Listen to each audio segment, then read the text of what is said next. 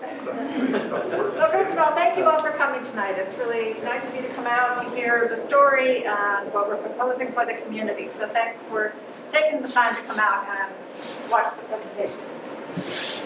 I have to lean on this as old as I am. So, thanks everybody for coming.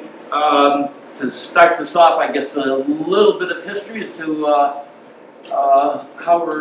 why we are where we are today. Back in 2003, 2004. Bill, everybody may not know you. Pardon? Just to be clear, everybody may not know who you are. Oh, yeah, I'm sorry. Yeah. I'm Bill Drunzik, okay? So that's all I need to say, I think, okay? Back in 2003, 2004 time frame, more or less, there was a committee that got together to talk about a senior center at that time. And they actually went as far to form the Northshire Community Center and incorporated it as a nonprofit at the time. At the follow-up shortly after that, there was talk about a teen center, and both of those projects kind of, let's say, withered on the vine somewhat for a number of reasons, which I won't go through. As time progressed here and other people kept talking about periodically we need to do something for a gathering spot for various groups of people to just even get together and socialize, recreate, and take care of health issues. So I don't know, during COVID when it first started off, we kind of sat down with John O'Keefe and had a few beers and decided we needed a COVID project. And so we hatched the Northshire Community Fieldhouse project. Part of the demand was also, a request was coming from schools who said that they needed more gym space for their teams to practice in, particularly during the winter season and preseason in the spring. So as a result of that, we got together with various folks, had let's say a small committee that worked on putting this project together, and what you'll see tonight is the result of a year and a half of work of putting what we think is a very viable and worthwhile project for this community. To help get this moving, fortunately, a couple of my businesses have been reasonably good to me, and we set up a foundation called the Right Track Foundation, and we thought this was an ideal project to give back to the community that has been good to myself and my family. We've been here for almost 50 years. We treasure this location. It's just a wonderful place to live, to raise a family, and even as your family grows up, to stay and just continue enjoying the friends and the area that we live in. As we started to work on this, one of the things that came to, let's say, recognize quickly was that this project is fairly large, and by Manchester was desiring to take the lead, as we got together, John said to us, he said, well, let's look at how we can make this an area-wide facility. And that started to make all kinds of sense, because we're proposing to do something that was a large project for any one community, but together we felt that we could create a project that none of us could do by ourselves. And thus, we are proposing here, when we talk about community, we're talking about Manchester and all the surrounding towns. Because everybody here knows Manchester is not the only areas that we associate with. We have friends in all our surrounding communities, and we all participate or and, you know, we travel and do other things in the other communities. So we thought this was a great opportunity to, a uniting project to bring the whole area together in a project that represents essentially the north side. With that, I'm going to turn it over to Seth and Cynthia here to give you the spiel on the project. But I think before that, actually, You're gonna have to. John has to say a few words You're gonna too. have to endure my comments too, Bill. Thank you. John O'Keefe, town manager. Oh yeah, John O'Keefe, town manager. I know a lot of you actually. I've had a lot of. I'll try to talk as loud as I can. I've had a lot of discussions with a lot of you about different iterations of this. Since I've been here, the discussion of senior center, for example, comes up, teen center, community center. And when we looked at this, over the years, for example, if we were to build a teen center, ideally the teen center would be empty while schools are in session, would be the hope. Otherwise people would be truant. And then as the kids get out of school, and later at night, you sort of transition between teenagers, and then Seth has talked about geezer basketball, which I believe Dave Cannell participated in the past. So it's really one building. When we looked at it, we said, well, we could build a teen center and a senior center and a community center, all as separate structures. It does seem silly because a lot of those structures would be empty half the day. So part of the size of the building actually represents this idea that you're going from, I mean, I don't want to exclude anybody, but probably from age 3 to 103 or older. We won't kick you out when you turn 103. But it really runs the gamut as far as the population and all the different facilities that are in here. There's very few things in here that are single use. The only one that I can think of is the climbing tower. Is kind of a single use, either you're climbing the tower or you're not. Every single thing else in this building has at least probably 10 uses to it. So that was a big focus of the construction. And then we looked at the size of it. You'll see as you go into it, it doesn't take a lot of imagination to be able to scale it down to just Manchester or just a couple towns. The size of it does represent the idea that it would be embraced by a lot of the communities around here, and there's huge benefits to that. You know, I sort of go back to this idea, my kids are, we moved up here when my kids were 1.5 and 3.5. And they are now, I now have a senior in high school, so she's transitioning out of Burton and into something that represents the real world. And my youngest is heading there as well. So from their perspective, this is probably too little too late, but I think maybe when they come back they'll be using it as well. But this is not just something that's designated towards sports. It's recreation, it's community, it's culture. It's everything from bridge club to tackle football. And so when I look at my kids who went to men's, and a lot of their friends at the time were from Manchester, as they transitioned through Burton, most of their friends, I would say at least half of their friends are not from Manchester. So the idea that at that level, you know, especially at the high school level, we want to make sure that that we're looking at the entire community, not just Manchester. And so that's why we've opened this thing up. There's a lot of stuff that Manchester is obviously sharing as part of this. We formed a relationship with Bill where he is paying for all the design costs, and he's also committed $3 million to the project. And then of course the town of Manchester, we're sitting on what's pretty close to the project, and all the infrastructure that's down here, the road, the parking, the power.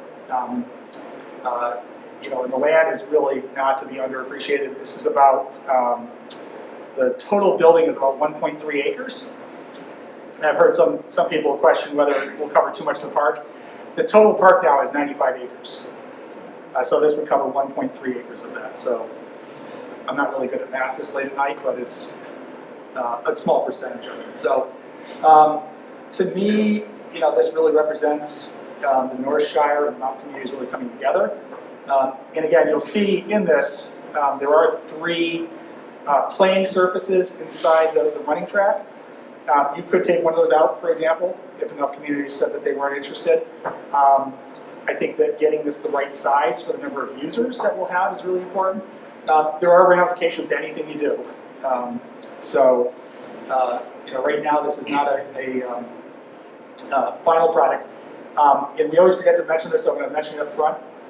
What the group is looking for at this point is only an advisory vote in March. We're not looking for a bond vote in March, town meeting. We're looking for different communities to express whether they're interested or not. So that would really dictate which communities we'll engage in.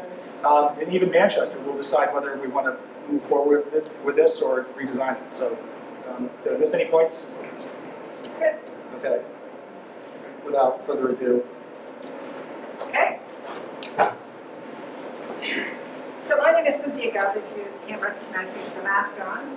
And Seth and I have a consulting business. We've been in the nonprofit world for a long time. So this has been a real joy to work with Bill and John on this project because it's such an exciting project and it can benefit so many people within our surrounding communities and this community here.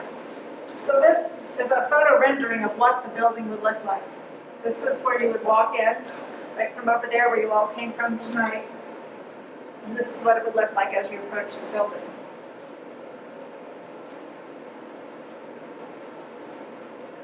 Oh, all right. There we go. So, the Northshire Community Fieldhouse. The whole idea behind this project is to improve the lives of the people that live here. And we would do this through fitness and recreation, everything that this building would offer in that respect. Social interaction, which is really important because we live in a very rural community, a rural area. So it's nice to be able to get together and chat with friends or exercise with friends or play user basketball with friends. And then also as a secondary benefit, it will add some more economic vitality to this whole area. So there's a couple of main focus areas that we considered as this building was being designed. It would be a facility that serves a multi-town footprint. So just as John was saying that his children have friends over the mountain, we want to promote that throughout all of the communities that are here. The building would also promote health, fitness, and social interaction across town lines. And then we would be offering diverse programming for all age groups. So this would range anywhere from toddlers on trikes, riding around the track, to a senior walking club with bone builders afterwards, and then tea and coffee in the lobby. So there's lots of things that would be planned to keep this place really an active hub for everybody. So things like after-school programs, which would include homework club and some exercise and maybe making some healthy snacks, weekend vacation, summer programs for youth in our area. There would also be leagues, so we could have pickleball leagues, basketball leagues, volleyball leagues, and clubs. You could have a rock climbing club, silver sneakers, that sort of thing, and lots of other activities which we'll share with you a little bit later on. But the overall purpose is to build lifetime habits of healthy living. So going back to the first page, we want everyone to live a healthy life. The secondary benefit is we believe this project will really enhance the vitality of the area. We feel it will bring new economic activity to the area, not just during the construction phase, but as people look at this area and say, this would be a great place to live, and they have this wonderful field house here, we feel it will attract new residents and visitors to our area. We also feel like it would be a great recruitment asset for our local businesses, and we all have seen the signs in the windows everywhere, looking to hire, we're hiring, help wanted. So if there's one other thing that we could add to the quiver of what's offered in this area, having a facility like this would attract new families and hopefully new employees. It would also be an additional asset to our local schools. Lots of times they need extra space for activities. Basketball court, most of our schools only have one court, so this would be an additional asset for them to bring a group of kids over after school, or they could climb on the rock wall. So there's lots of things that could be used with our local schools. And also as an attraction for our lodging properties. So the idea is that lodging properties in the area could buy passes for their guests, so the guests could access the facility. So this is the site plan. So as you drove in, you drove up Route 30, took a right, came down the Rec Park Road, made a turn, and you parked over here. So there'll be more parking added because obviously there's more use of the park. Handicap parking, bus drop-off zone, so if there's a tournament going on, the bus could pull up here, teams could unload and head into the field house. This is existing parking. There'll be additional parking added just a little bit north of that. If it was daylight, you could look out the window, and that's exactly where the building would be. So I don't know, some of you came to the open house launch party that we had, and you could see it staked out. So it's a pretty big footprint, but it holds a lot of stuff.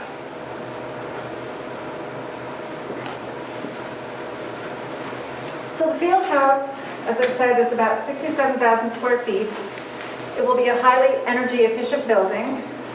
It will have solar panels on top, on the roof.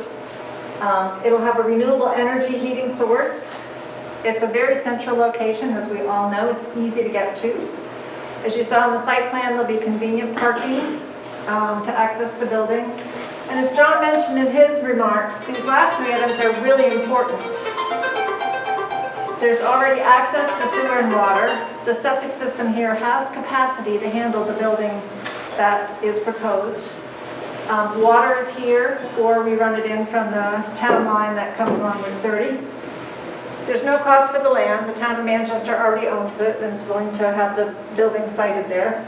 And there's essentially very minimal infrastructure needed. So these three items are literally taken care of, which could run anywhere between $2 and $3 million for a project. So we're really lucky that those things are in place. So this is the main floor plan. Again, you walk in here. This is outdoors into the main lobby. And we have some photorealistic renderings a little bit farther on, so you get to see kind of the inside of the building. Main lobby, cafe area for coffee, tea, some snacks, muffins, that sort of thing. Reception desk, fitness room. The fitness room is about 3,000 square feet, so it would have all sorts of cardiovascular machines, weight machines, and some free weights, so anybody could go in there and get their fitness workout very easily. Cindy, it's about 3 times larger than this room. So it's 3 times larger than this room. It looks small on the It does look small, but you know, when you think about this size, it just dwarfs it. Then there's also a multi-purpose room on the first floor with storage areas, so tables and chairs can be stored in there. So it can be used for all sorts of things. You could do arts and crafts, as I mentioned earlier, bone builders. You could have chair yoga and stretching for anybody, or regular yoga. It could be used for childcare. You could have a program where young parents could come, say at 11 o'clock in the morning, bring their little toddler or baby.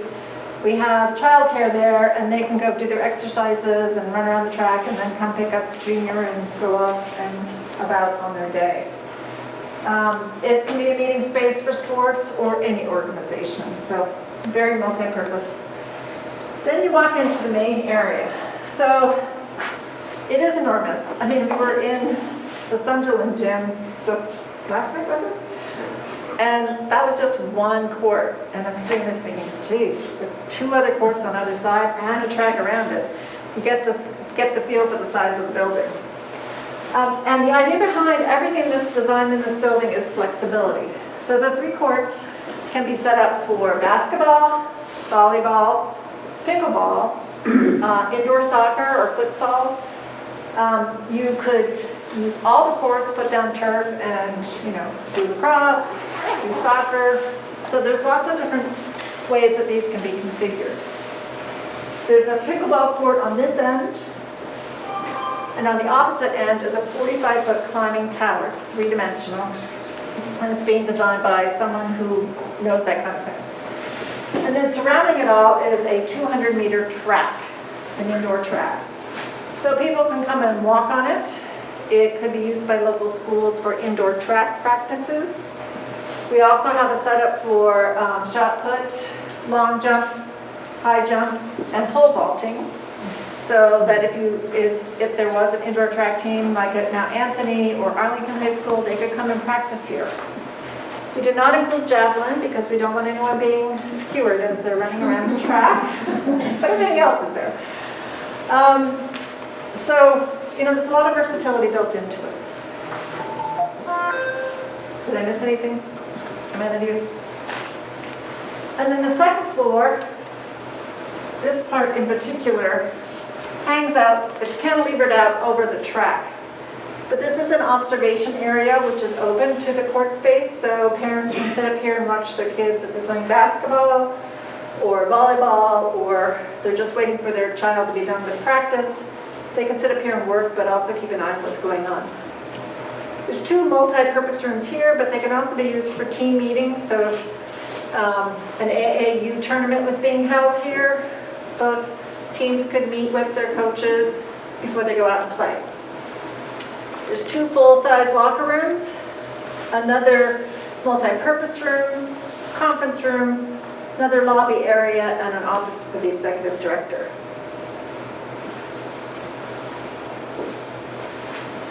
So this is one of the best pictures. I love this one. Takes a slice right through the middle of the building, so you get a view into the building and what it would look like. So if you're starting at this end, here's the one pickleball court. Here's the next court set up with the 3 pickleball courts. This one's set up for volleyball. This one's set up for basketball. We've got some bleachers here. This is the rock climbing tower. It actually goes up higher. That's 45 feet. And then the track surrounding it. And then this is the observation area. So this is where you can sit and watch your grandson or your son or daughter play basketball or volleyball on any of these courts. But also from this picture, you get a feel for what the light would be like inside the building. A lot of athletic field houses don't have a lot of windows. It's expensive to add windows. It's a lot less expensive to put up 4 walls and call it a field house. This lets in a lot of natural light, and I don't know about you, but in the winter, I kind of crave sunlight. So it's nice to have so many windows where you get a lot of natural light during the day.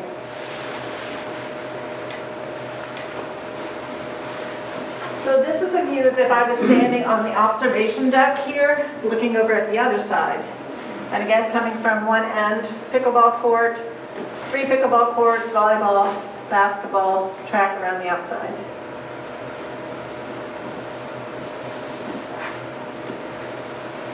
This is a view as you walk into the lobby. So again, you can see all the light just flooding into the lobby. I think this is my favorite part of the building. It just is so inviting, warm, friendly, nice place to hang out with friends. Or if you're waiting for someone to finish their workout, you could sit over there and work on your computer, whatever it is you need to do. Coffee, tea. Coffee, tea, yeah, the cafe would be right here. Just another picture of the lobby, different view, different angle. Then this is as you walk upstairs to the upper lobby area, looking down on everything. Again, the seating area, small cafe. View of the track, what the straightaway would look like. Courts on the side. This is a net that comes down in between the courts. So you can have basketball on one court, volleyball on another court, and something else on the third court. But you have nets that come down so that your ball isn't going into the other court and you have to say, oh, it's on. And so to just be clear, there's a net between the track and it's not in this Right. because it would ruin Right, it. it's like a, yeah. There's a net that it's goes down between the track and the courts too. on all 4 sides. Another interior shot looking down toward the rock climbing tower. The view up to the observation deck. And that's basically what the interior will hold. So I've gone through all of these things. The only thing I didn't mention is we're also planning to have some batting cages that can come down, so local kids, local teams can come in and do batting practice in the spring before they get out on the fields. So then we thought, okay, we've got all this space, what are we going to put inside of it? So we have help from some of the staff here at the rec park and came up with a list of all sorts of different activities and programs that you could host here.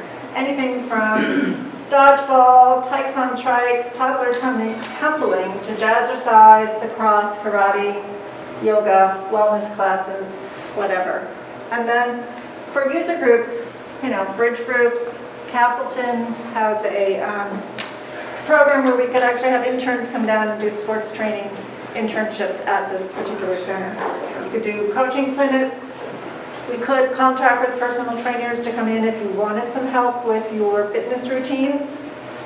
You can host high school athletics, elementary school athletics, indoor track teams, silver sneakers, Special Olympics, and then just as another option, you know, kids get to choose from different sports. So having a facility like this would allow a child to say, I don't want to ski, it's too cold. Ooh, I don't want to go ice skating, ice is too hard. They could say, ooh, I'd love to go rock climbing, or ooh, I'd love to play volleyball. So it's a really great opportunity to offer more choices to our kids through the GIST program that we have here in this area, which is pretty unique. So before we move on, are there any questions so far? Just curious, I didn't see anything on there for tennis. We started out with a tennis court. We had a tennis court and then 2 other courts, but you have to have a much wider building. So our original price tag was over 16 million, so we had to cut it down a little bit. So I'm right there with you. I love indoor tennis, but we had to give up something. So we went with a smaller width so that we could still accommodate the other sports. The other reason is that the court surfaces, we wanted all the court surfaces to be exactly the same. So if you're playing things like indoor soccer, you wouldn't be transitioning from one surface to another, and a tennis court requires a different surface. So it's those 2 reasons combined. We finally, painfully, gave up. It was painful. I kept rooting for it, but We do, pickleball is a big feature here. But the other thing too that you can't see is there's an option, if there's additional fundraising or anything like that, there is an additional option for racquetball or squash on one of the side pieces where you can extend. or paddle tennis. Because there's no really public paddle tennis courts in town, but they're mostly private. I think the courts, the width is about 100 feet wide and tennis is 120. Yeah. So I had quite a bit of square footage to the building. So that means additional steel structure, you know, just add it up. Okay, any other questions before we move on? A comment. Oh, I'm sorry. So I think it looks great, and the natural light is fantastic. It was a long winter up here, so that's great. Our grandson was with us. He was 5 years old at the time, and it was a long time, a year and a half. And there were many days where it was like 15 or 20 degrees outside, and what are you going to do with them? So I think it's really important to have something for people that have young children, because if we want to get young families up here, and I think we would like to do that. We need them. We have, no kidding. Right. And don't need any people my age. And I think it's important to have, really consider, you know, young facilities. Okay, you mentioned a climbing wall, maybe some jumping thing or something like that, but Well, the nice thing about this facility is you have a long span of time. It'll be open from 7 in the morning till maybe 9 o'clock at night. So there'll be different times of the day when it will appeal to other people. Like seniors would probably like to come in when the school kids aren't there, so then they can do their walking and whatever else they want to do. Young families with kids at home, you know, they'll probably come during the day because their other kids are in school, so they have the time to come during the day. Afternoon, after school, probably more school kids will be using. Later in the evening, more adults, babies, that sort of thing. So the idea is to have it happen every day, all day long. well, I think it should be something where a parent can go with a young 4-year-old Yes, and say, absolutely. okay, there's not a program, Oh. but there is a place for them to play and do something. Right. Yeah. Yeah. Good. Let's get that, let's keep Yeah, going. okay. Then we can do questions or All again. right, so you're up. Oh, I see. So I'm Seth Baumgartner. I know most people here, but Cindy and I have a consulting business together, and I'm the other half of it. So just for the way this will work is that the town of Manchester will own the field house. It's here on the rec center And there's all kinds of other reasons it makes sense for Manchester to own it. John has mentioned things like rolling it into the town's insurance policy, helping reduce payroll, no taxes because it's a municipal facility. So it makes sense for Manchester to be the owner. But there would be a nonprofit board made up with one or two, haven't decided whether it's one or two, rep from each town that helps build this. We'll get to how that works in a minute. That would actually work directly with the executive director to prepare the budget, look forward to the next capital needs and those kinds of things. We've worked, one of the principles that we've built this thing around is to have a self-sustaining operating budget, because we don't want to have to go back to towns year after year and ask for additional money. We want to get it built with all the towns contributing, but then have it operate itself in the black. And the operating, it does. The operating costs are covered by a combination of memberships, core usage fees, facility rentals, tournament fees, equipment and else. I don't need to read it all to you. This is going to be the most energy efficient building we can possibly make it. And that of course holds down the costs. Any excess income, and the budget does show excess income, it'll show about $130,000 a year, goes into a capital reserve fund to be used for a combination of, well, as a reserve, and also for a scholarship fund. And just to make sure, because when you start a new business, there's always the ups and downs, no matter how good a job you've done budgeting, and the Right Track Foundation, in addition to everything else that it's doing to help make this thing happen, is guaranteeing a break-even budget for the first 5 years. So to give time to adjust and make sure that everything is going according to the plan. And this is just to show you there's a lot of detail under all of this, but just to cut to the quick, what we have show is an income of $908,000 a year from, well, all the different aspects of this. And then the projected expenses, and what we show is an operating, a net of $167,000 a year, which would basically all go into reserves. So that's it's very efficient, by the way. It doesn't take a whole lot to run this place. Because like you take the exercise room, there's nobody's going to be in there. It's all basic exercise equipment. It's not like weights where you have to have somebody there holding the barbells and doing. It's just it's really the kind of equipment you might have at home. It's just that it's going to be here. There's going to be a few iterations of it, different types, for instance. And once you're in large measure, once you check in, you're kind of half on your own within the facility. So it doesn't take a lot of people to run it. And that was also one of the design concepts. We can go into that more if you have. Yes, and also the idea is to share staff between the field house and the rec center, so that there's a savings for both the town and the field house. So, by way of example, the executive director would actually oversee both the field house and the rec park. With a little bit more than half of the time going to the field house. The field house would pay 60% of the salary. The town would directly pay the other 40% for the time that's here. And obviously it makes sense to have one person in charge of one team of people, because each then knows what the other's doing. So for instance, two big things don't get scheduled on the same day, and all of a sudden there's no parking. And the programming director and the operations director shared 50-50. So in the end, what all that means is that the field house gets the staffing it needs at about half the cost it would otherwise be for the top 3 positions. And then there's not staffing, maintenance. So here's the way it works. In the end, this project is, relatively speaking, about half philanthropic and half towns putting in money to help make it happen. So the cost of construction is $13.25 million. That estimate was put together by the same company that built the new building at Burton, on time and on budget, and they did the estimating for that in the first instance. Again, that fit with the cost estimates for this.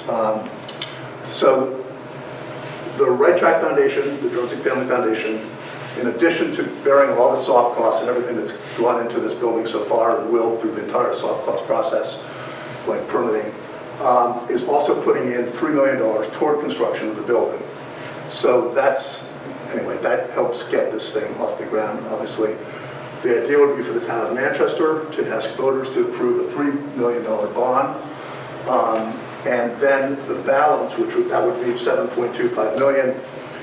So the bulk of it with Locke, if this works, is one-time capital contributions from Mountain Valley towns, all the towns around us, like Cindy talked about. And there's a formula for that, for what the contributions would be for each of those towns.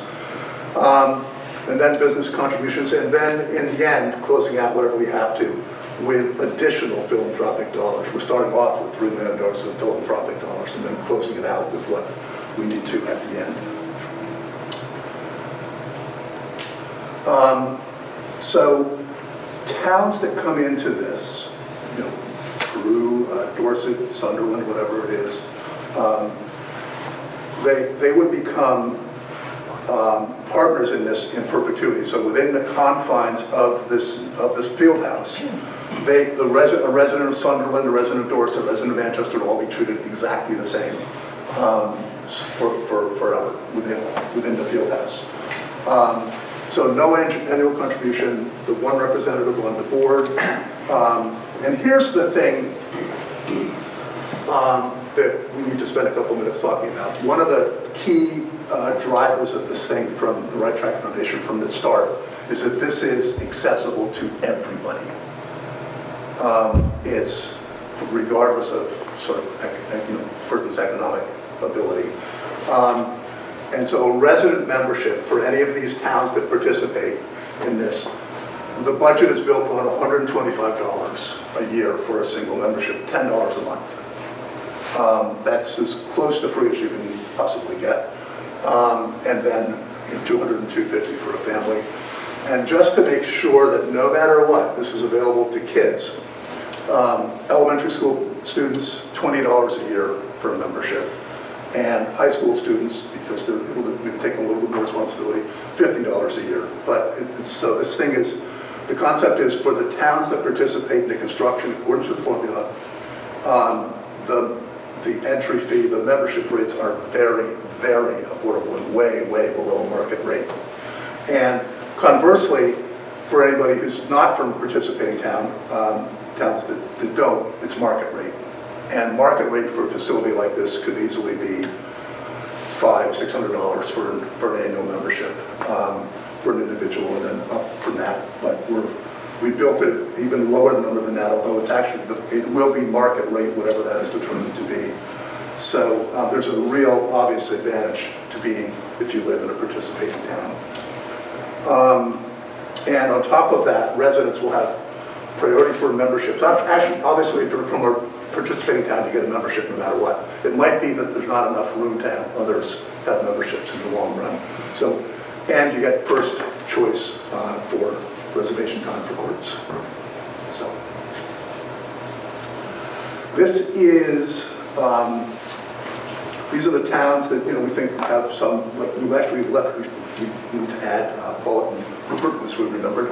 But the idea is that Manchester's putting in the $3 million, and then for the other towns, the formula is based partially on their population, partially on grand list, 50-50 actually, on those two factors, which comes up with a base amount, and then discounted a mileage discount for each town. Because obviously, if the further away you are, it's a little bit hard to get you, a little bit less you'll use it. So there's an additional, so there's a formula that comes up with a number, then a discount. So just to pick on a town, let's take Sunderland, that results in their base rate would be the $500,000, $550,000, but because of the mileage discount, it goes down to $438,000. And for the town of Manchester, with its $3 million, a 30-year bond at 2.1% would be $134,000 a year, which translates to $11.89 per 100,000 on a house. So everything's from a formula based off of Manchester's $3 million. So this is just a little bit of wrapping up here. We have in this state, despite the fact we've had, ironically, a tight housing market, we also have a demographic problem. The schools in Vermont have gone from 120,000 school kids a year 20 years ago to about 80,000 today. And so there's that demographic problem across Vermont, and nobody's going to fix it for us, region by region. We've got to work on it and fix it ourselves. And so we're just thinking about this in the context of everything else. Here we are, we've got the best schools in Vermont, convenient to major metropolitan areas. This is maybe our bias coming out here a little bit, but the most beautiful part of Vermont. And other, we all know the other cultural opportunities, the theaters, the Southern Arts Center, Hildene, others, and seasonal recreation opportunities. But the real point is that this, on top of this, really could make this area the crown jewel of Vermont. And if we do that, it will be a place that people really want to come and live within these towns, and that'll help with all of the issues that we're facing. So, I think the one thing we'd just point out here maybe is about Riley Rink. We've been talking to Riley Rink since we started talking about this. We kept them in the loop on this, and because, for obvious reasons, we want to make sure that it actually helps Riley Rink, not hurting it. But, just to state the obvious, Riley Rink has ice, no ice here. Riley Rink puts down turf for 12 weeks, 14 weeks, whatever it is a year. Very little turf here, and in fact, to the extent turf was down here, it will likely be in conjunction with the rink for running tournaments that run between the two places. And then Riley Rink does events in the summer. I can't think of what they are, but like a flower shows or whatever else they do. They run there. We won't be doing any of that here. So there's no Bingo. What was that? They do a lot of bingo. They used to. Okay. Okay. And none of that's going to happen here. So that there's no conflicting activities between the two. And in fact, what we've talked about is running these kind of joint tournaments on occasion to help Riley Rink and Rink just generate activity. So I think that's good. So it's worth noting that this is really a remarkable opportunity that's been teed up by the Right Track Foundation, building on nearly 20 years of discussion and thought underlying it. And so the significant lead gift committed, the soft cost, that's a major issue, a major help. No land acquisition expense. So all of this, bond rates are very attractive right now. And so this is kind of a once-in-a-generation opportunity. It's a one-time, once-in-a-generation opportunity partially because of the Right Track Foundation teeing it up for us. So, and this is just out of the NED study, that is the Northshire Economic Development Study, basically said something like this would help. So I think that's good, right? So there it is at night. Wow. Some of the stars have fallen on the grass. So,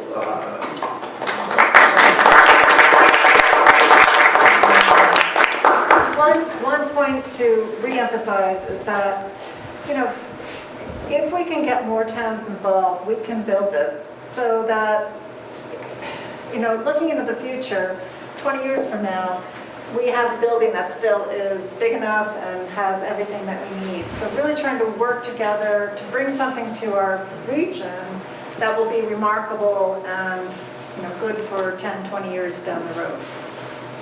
hopefully not longer than that. Well, longer than that, but by then we'll want to expand, so. Any comments or questions? There first? Yeah, I was just wondering, when you say, some of the answers to questions, the field house will not host events, you mean outside of the activities that we're already speaking of, like no flower show or? Yeah, that Right. kind of event. I can't think of good examples. Well, But it would conflict with Right. membership And what's going too. to happen to the locker rooms when there are, huge events? Like, how big are the locker rooms? they're big enough for teams. So if there's an event with two teams, the teams would each have. So would it then be closed to members if it's There's rented other out for a there's other tournament? bathrooms. So just to keep this in perspective, we talk about, and those tournaments would be a lot of fun, but they'd be very rare in the grand scheme of things. And the locker rooms for them would be used by the teams, but there's also other bathrooms on the first floor. I think part of the design too is also to supplement what goes on at Applejack Field. As you're aware, there's been a lot of activities there, and one of the disadvantages for Applejack right now is they don't have locker rooms for the teams, so that they would be put in use during those, for some of those activities. But again, there's other restroom facilities for the general public. Well, I should add, in most cases, when there's a team using the locker rooms, it wouldn't be during the winter time when the field house is really the busiest. It would be fall and spring, maybe summer. But it's not that common. Thank you. Probably 20 times a year, maybe tops. Katie, you had your hand up. Couple of questions, but I'll start with this one. I noticed Arlington on there, and you don't have Arlington on the meeting list. What happens when towns don't, if a number of towns do not want to participate in this? What's the game plan there? We'll assess what happens after the March town meetings when we ask all the towns to put it on the ballot as an advisory vote. We'll see, not every town's going to want to do it. Some will, some won't, we suspect. And then we'll see what that translates to in terms of dollars. And theoretically, if no other towns were interested, or only one or two, we might scale the facility down. Hopefully that won't happen, because we think that would, I guess on a personal level, we've gotten invested in this, and I think that would be tragic if that had to happen, because the opportunity presented by something this size for the region is really significant. So hopefully, we'll just have to see what happens. We do the best job we can, we take it out, and we see which towns are interested and go from there. Yeah. You talked about a couple of projects that never happened, like the teen center, the senior center. I noticed we didn't see a timeline here. Okay, so a couple things, by the way. Bill kind of said this at the beginning, but one point that we've made before that I not quite said tonight is this really is a teen center, it is a senior center, it is a community center, it's all of those things just by a different name, and actually probably supercharged teen center, for instance, compared to what it will otherwise be, and a supercharged senior center. And one of the great things will be that a lot of the time all the age groups will be there together and interacting, whether by just happenstance or not. The timeline for this is if we go to the towns, we get the guest votes for interested votes in March, and then a bond vote for those towns that are interested later in the year. And the idea would then be to start it as soon as possible thereafter, the next fall or the following spring, depending on when those things happen. But I know that Bill, frankly, is interested in getting this done as quickly as we possibly can. And the construction timeline is about 18 months. So if we get depending on how many towns come in, and then whatever the funding gap is, it has to be made up by fundraising. The idea would be just keep this moving and move it as quickly as possible. Yeah, the idea is that come late spring, middle of spring, this will be shovel ready. So then, and we're also have been involved in some initial fundraising contacts, so that's all going on simultaneously. Yes. I'm not sure what you're saying. What do you envision as a senior center in this complex? Oh, well, okay. We think that the thing that, for instance, will get the most use out of this whole thing is the track. And people walking that track in the winter is a safe place to walk. And the exercise equipment will be moderate exercise equipment that anybody can use at any point in their life, basically, from 10 or 11 on. And then the lobby area, which Cindy really talked about, is really going to be a place that's a very comfortable, warm place to sit and have coffee or tea with your friends before or after.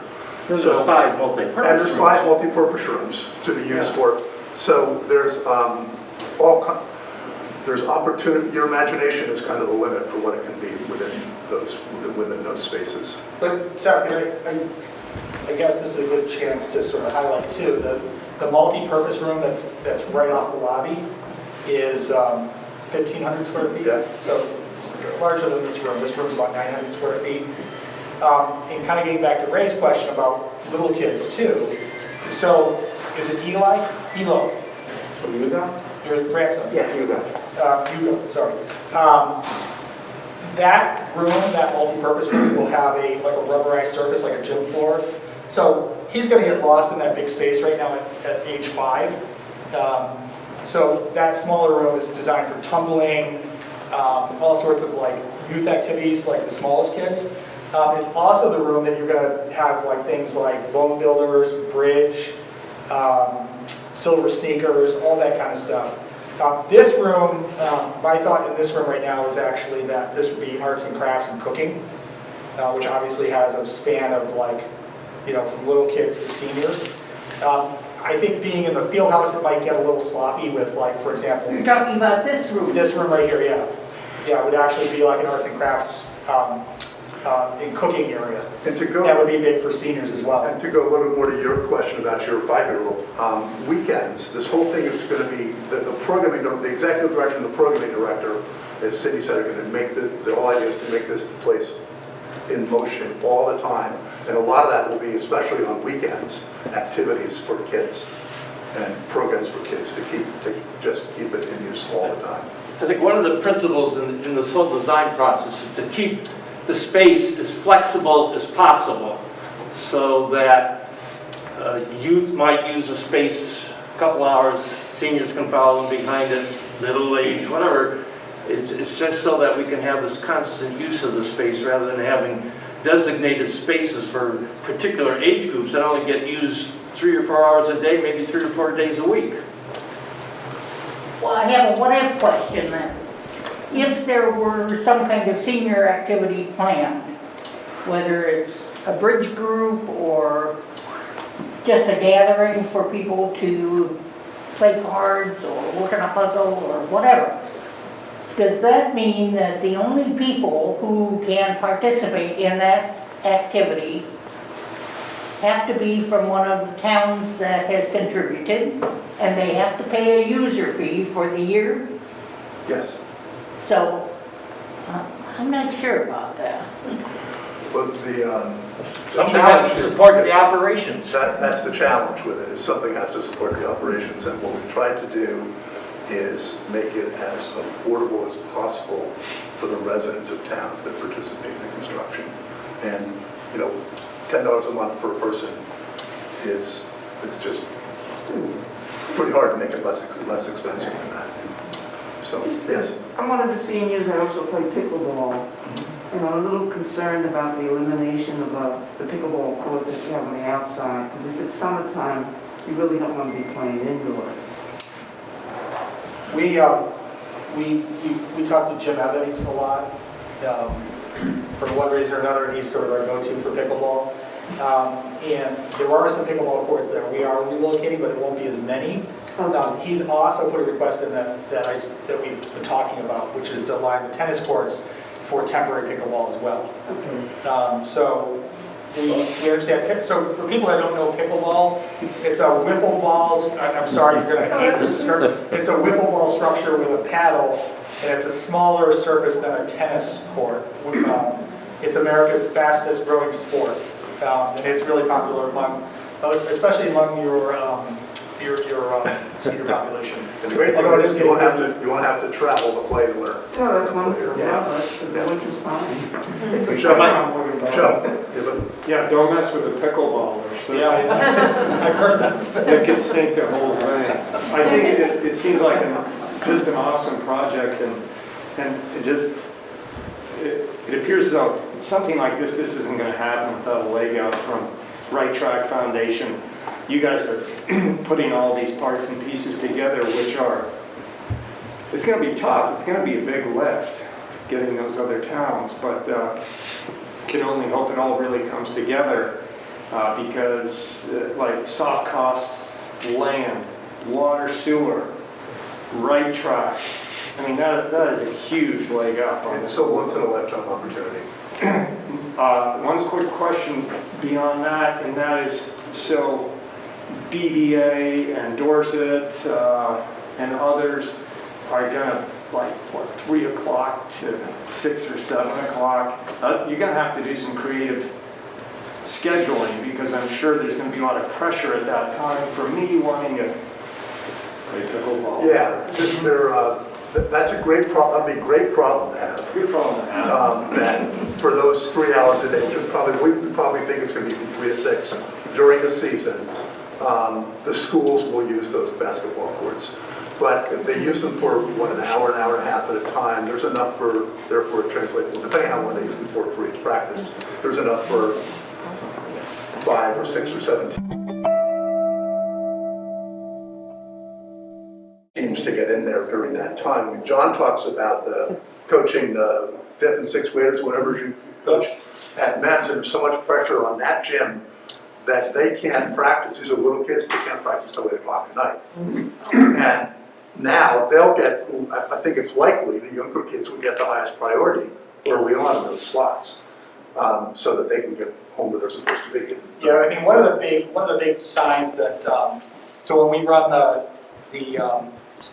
basketball program, the Manchester Youth basketball program at MEMS, and kindergarten is on the weekends, and then 1st and 2nd, 3rd and 4th and 5th and 6th.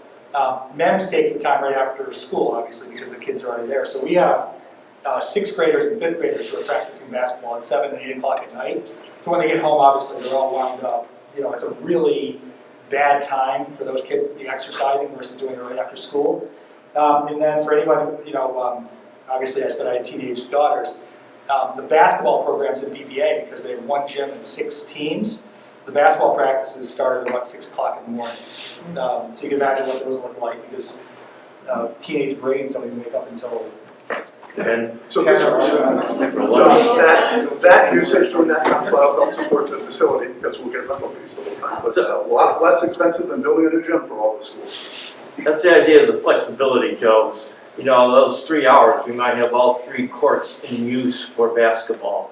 Then 1 court at 6 or 7 goes back to pickleball, and you know, another one later on might go back to volleyball for adults. So again, it's flexibility is what's in this facility is going to be hopefully accommodate these various needs at various times. And I think that's an interesting, so a bunch of organizations have talked about building separate gymnasiums. Long Trail built one recently, and it was, I think it was a little bit short of $5 million. 5.4. What was it? 5.4. 5.4 million. And then, you know, so to look at like what $3 million gets you, down in Bennington, they just shut down the turf field and the track, so they were going to get a turf field, track, and some bathrooms for $3.5 million bucks.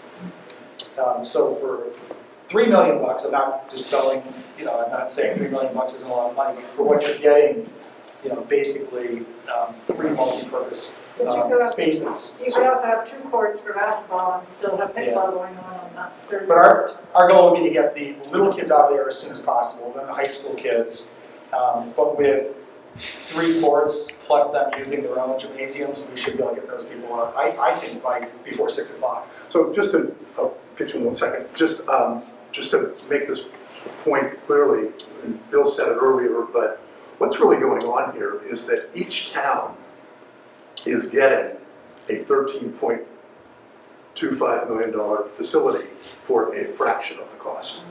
For Manchester, you know, $3 million to get $13 million, that's a great deal. For Dorset, 1.25 to get 13 point, that's a great deal. Each town, it's an amazing deal for each town. But together, we can build, by having all these towns come together, something that no town could ever do on its own. Yes. I'm not sure if I understood or if you answered this question, but so on an ongoing basis, okay, say going out 20, 30 years, okay, how did the participating towns with their sports programs contribute so that to enable them to continue to participate? Is there a financial commitment? No. No, so that's the great part about this, is that the thing works on its own. They'll help do it over those years by paying the court usage fees. The bond Well, the bond first. for the But capital then, expenditure. yes, for the capital expenditure, they're in with that. and then everybody's treated exactly the same. But their usage of the courts and paying rental fees will help support the facility so that it does pencil on an annual, balances the budget on an annual basis. Thank you. So that if I understand you correctly, then, so the town's youth group, for instance, would then have to be paying court usage fees? Yes, right. Yes. But that's relatively inexpensive. Depending on the time of day, it's going to range between $40 and $60 an hour. Like if it's a parks program, we'll roll that into the program. We did pay, for years, we paid mountains $125,000 a year to use the gym. So it's gonna be a lot less than that. Yes. I've got a question specifically related to out-of-town users. It looked like there was sort of annual membership options. Specifically curious about, day use. Is that an option? Yes, yes, there's Yeah. a day use fee for residents. If you just occasionally want to use it, there's a day use fee, and also for out-of-town people who just want to come in for the day. Yeah, we're really excited about this. Chris and I, bought a place here in 2019. Very fortunate timing. We moved up here. A young couple of good friends of ours came up here to have their baby, and we've had tons of friends who've asked to come stay with us because it's a beautiful place, and obviously it was a weird past year and a half. And on days where the skiing might not be good, coming to the climbing wall, I just want to make sure that they could potentially pay a day's pass, Yes. as long as there's not, as long as there's open slots Right. for non-residents to be able to participate. But yeah, this would be an incredible opportunity for the town. Very exciting. Is it possible to get a copy of the income and expense projections? Yep. Those 2 pages? And I had another question. You talked about solar. Is there going to be a connection to 3-phase power at the building? Or are you putting in infrastructure for solar? Yes. Mm-hmm. Yeah, we've talked to Green Mountain Power. They are planning to actually update the line into the park anyways. And all the discussions have led towards 3-phase power, so it would open up some opportunities on the renewable side, obviously. We're awesome. What's that? It'll be to the building? Yes. And then the town is investigating a backup well further into the park as part of the water system, and that would also require a 3-phase connection anyways. So we build this for 1 hour. We're barely over. Any last? Yes. When the new library was being sold to us, and there was a lot of controversy in town about how that was going to work and funding, they really billed it as the Manchester Community Center and are filling a lot of the less athletic activities that you showed there for older people and young people. How does that all fit in here? I think the basic answer is this is athletic and that's not athletic. Well, that's not true. Yeah, but you talked about yoga and... It's athletic. No, they're not athletic. Yeah. This is also, But it will be, this is mostly about, I don't know, it's about fitness or athletics in large measure. Most of the rooms will be used for that purpose. They can be used for, like Bill said, for some other purposes like bridge if people wanted to. I think that's going to be But the library now has Tai Chi and yoga, it has Mahjong and some other programs, I don't know them all, but I see duplication of effort in this proposal. I'm just curious if anybody talked with them about it and how that fits together. We haven't talked to the library, I'm aware of. All right. Well, I briefed them on the project itself. I will say, I hate the word athletics. I don't know if there's a better word. It's more recreation, maybe. I think that encompasses everything. What is it? Wellness, yeah, wellness. Athletics just gives this sense of like ultra competitiveness, and for me, it's more about, for example, in the exercise room, the workout room, which is, like I said, 3 times larger than this. I don't see it as, if you want to go, like, there's the old Saturday Night skit, Hans and Franz, these guys, they're walk around like this. if that's your kind of gym, this is probably not the place for you. It's gonna be a place for wellness, there'll be some treadmills, some rowing machines. There'll be some of the, I call them, Nautilus type machines with the pins on the back. There will be some dumbbells, but it's not a, like an Arnold Schwarzenegger kind of structure. And the same thing with the multi-purpose room on the first floor, especially. That's the kind of place that there's a lot of things you just can't do at the library because they don't have, for example, flooring that's adequate for it, but like everything from chair yoga, stretching, kids tumbling, everything from there. But we didn't want to exclude anything, so that particular flooring surface, you could also put tables and chairs right on top of it. So I'm not sure it's a duplication of efforts. We aren't going to do anything in here probably like, the library does a lot of like discussions, seminars. Dave Cannell is a regular down there with his book tour. He won't be allowed in this building to do book talks. He won't be allowed. You'll have to just exercise. Every time I stood up at the podium, I say, how much time do I have? Exactly. No podiums for Dave. I think it's worth investigating though to make sure that I think it's worth investigating and talking to the library to make sure that we're not overlapping. I mean, I'm doing a chair yoga now, and they're doing Tai Chi, and I mean, those are all under this, so I'm just wondering how Well, I mean, if we have a senior walking club, it would be nice to have a class for them right after that, either bone builders or stretching. So there, it might overlap because it makes sense. But other programs like Mahjong, that sort of thing, I don't think.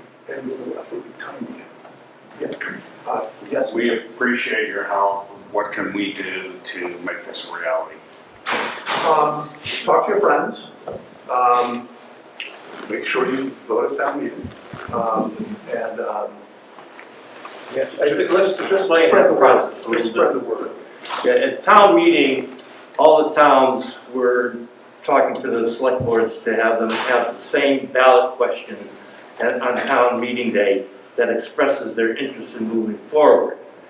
And assuming that we get at least 3 towns to 4 towns interested, then we'll follow up hopefully within, I'm going to be a little more specific to him because I'm time frame orientated, 3 to 4 months to put a bond vote out there so that I'd like to see construction begin next fall. There's a number of reasons for doing that. The sooner we start construction, particularly in the fall, then we could be ready 2 winters later.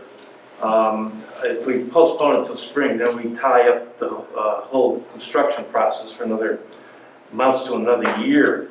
Also, we're cognizant of pressures in the construction industry right now, and sooner rather than later, it's probably time to take advantage of what slack there may be. You're all aware that the infrastructure bill has been passed and so on down the road here. That's going to put pressures on the construction industry. And so that's probably going to have some effect on prices. So I think to take advantage and stick within the budget that we're talking about sooner rather than later is better from that perspective. And also, go ahead, Bill. Also, from at least my perspective, if the communities want this project, let's get it done. Let's not be mushy about it, and it will be ready to go, as I said, this spring. We're starting the permit process. We're into the design phase, actually. We're designing this on, I guess, the faith and the assumption that the communities will support this. Is it just going to be at town meeting, or is it going to be on Australian ballot as well? If it's advised, so that depends. If the legislature reauthorizes the Australian ballot piece again, like they did last year, which I think they will, it would be on there. Otherwise, there might not be an opportunity to put it on Australian ballot. I would prefer to have it on Australian ballot, though. I do. Yeah, I I think do. too. Yeah, we want to get the largest sense of the community as possible. Yeah. Well, and also, if it was a bond vote, and so I do want to talk a little bit about the 3 million just real quickly. If it is a bond vote, it would go to Australia anyway, so then you'd be comparing apples to oranges. The town is in the process of looking at all the property that we own. We own The 3 buildings on downtown, J. Crew, and the 2 buildings there, the town actually owns those 3 buildings and the property behind it. We're looking at that for affordable housing, for example, and workforce housing. But we're looking at that, we own 60 acres on Ridgeville Road, and we own the village courthouse. So we're looking at all of that property and saying, do we want to put some of that back into other uses? That would not necessarily preclude using some of that for this. So when we talk about $3 million in Manchester, most other towns are saying, if they're looking at $1 million, it's going to be $1 million bond. Manchester, fortunately for us, has a lot of other things that we can do to try to make this work if we wanted to. So it's not necessarily, when you look at the number for the bond vote, it's not necessarily that would not necessarily be the number. Also, if you have a group of friends that you would like to have us present to, let us know. We'll have to do that. So We can do this presentation for 5 or 6 people at a time, anytime. So if you've got friends who you think are interested in this, wish they can come, whatever. Just have to let ask us know for and refreshment. We'll do it. You see you under hand up. Just wait. You get a minute. I know, I'm going to leave, but I'd just like to say thank you. I mean, I think the town's been, over the last several years, been heading in the right direction. Very community oriented, and I think this is an amazing thing you guys are putting together. I really thank you for this.